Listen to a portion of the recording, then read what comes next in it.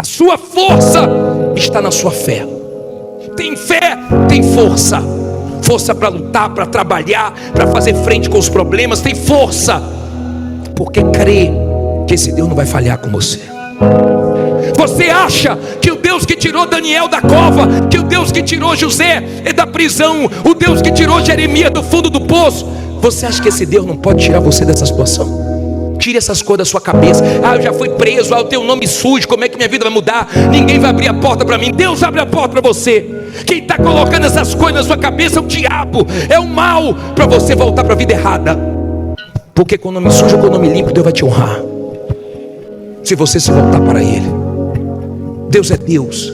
Deus não é pequeno, Deus não é do seu tamanho, nem um pouquinho maior do que você. Deus é grande, Deus é poderoso, e já fez coisas extraordinárias no passado, e continua fazendo no dia de hoje. Você não pode perder sua fé. Amém?